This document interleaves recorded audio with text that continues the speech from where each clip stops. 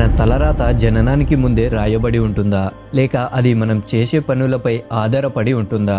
అయితే మన తలరాతకు సంబంధించిన ఈ ప్రశ్న ఎప్పుడు చర్చనీయాంశంగా ఉంటుంది.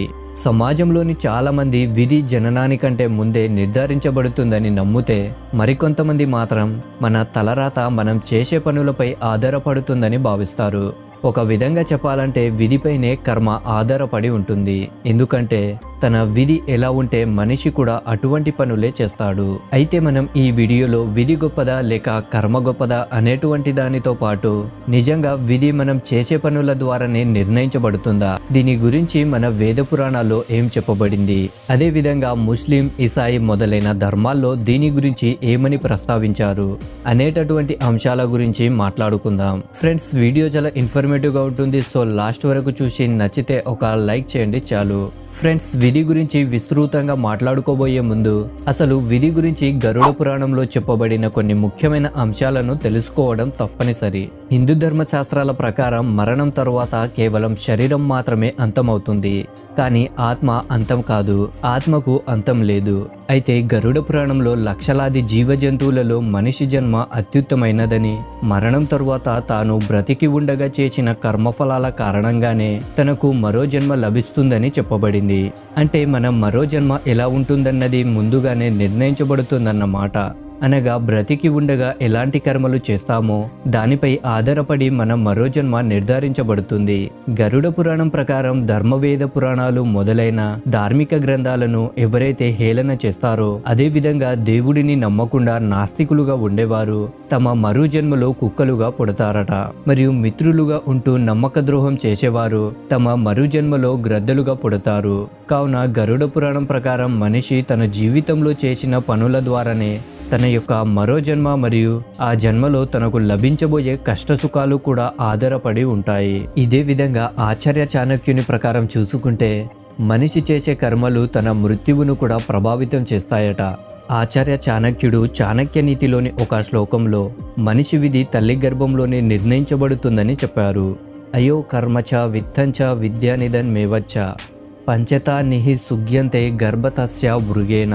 అనగా ఈ భూమండలంపై జీవిస్తున్న ప్రతి జీవికి వయస్సు, కర్మ, సంపద మరియు జ్ఞానం, మరణం మొదలైన 5 విషయాలు తల్లి గర్భంలో ఉన్నప్పుడే నిర్ణయించబడతాయని ఈ శ్లోకం ద్వారా వివరించారు. పుట్టబోయే బిడ్డ దీర్ఘాయువును కలిగి ఉంటాడా లేక అల్పాయువులో మరణిస్తాడా, ఈ ప్రపంచంలోకి రాగలడా లేదా మొదలైన అన్ని విషయాలు తల్లి గర్భంలో ఉన్నప్పుడే విధి రూపంలో నిర్ణయించబడతాయని ఆచార్య చాణక్యుడు వివరించారు.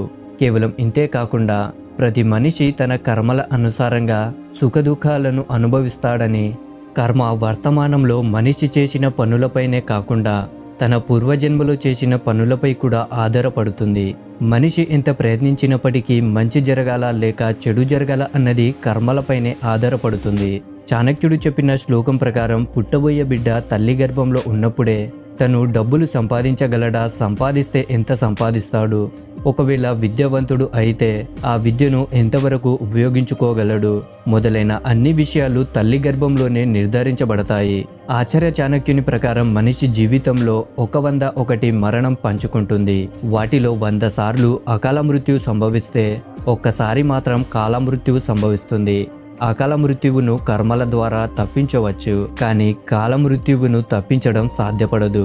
ఫ్రెండ్స్, మనిషి విధి ఏ విషయాలపై ఆధారపడి ఉంటుందని శ్రీకృష్ణుడు భగవద్గీతలో చెప్పారో ఇప్పుడు తెలుసుకుందాం. భగవద్గీత ప్రకారం చూసుకుంటే మనిషి తన విధిని స్వయంగా తానే నిర్ణయించుకుంటాడు.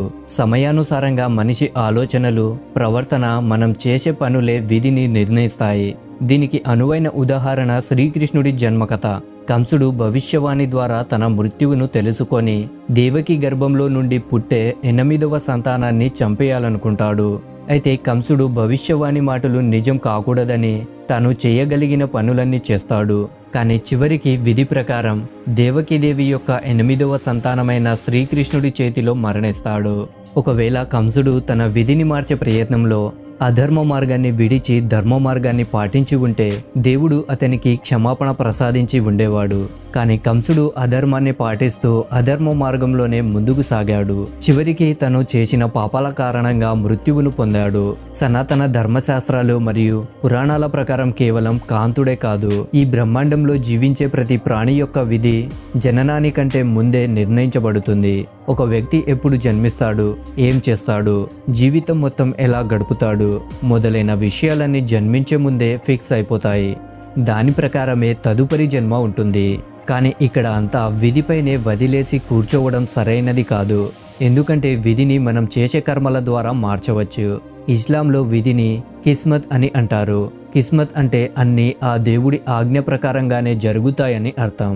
అదేవిధంగా హిందూ ధర్మంలో విధిని ప్రారంధ్ అంటారు. ప్రారంధ్ అంటే ప్రస్తుత జీవితం. మన పూర్వజన్మలో చేసిన సకారాత్మకమైన లేదా నకారాత్మకమైన పనుల యొక్క ఫలితం అని అర్థం. హిందూ పురాణాలలో మన విధి పూర్వజన్మపై ఆధారపడుతుంది. కానీ ఆ విధిని వర్తమానంలో మనం చేసే పనుల ద్వారా కూడా ప్రభావితం చేయవచ్చు. కావున ఎప్పుడు మంచి పనులు చేయడానికి ప్రయత్నించాలి. బైబిల్ ప్రకారం మనిషి చేసే పనులు విధి కంటే మహత్పూర్ణమైన పాత్రను పోషిస్తాయని చెప్పబడింది. అనగా మనిషి చేసే పనులను బట్టి దేవుడు వారి పట్ల దయనీయంగా ఉంటాడని, ఎల్లప్పుడూ మంచి కర్మలు చేస్తూ ఉంటే అదే విధిగా మార్చబడుతుందని బైబిల్లో చెప్పబడింది. అయితే ఫ్రెండ్స్, మీరు ఎప్పుడైనా ఆలోచించారా అసలు విధి మరియు కర్మలో ఏది గొప్పది అని?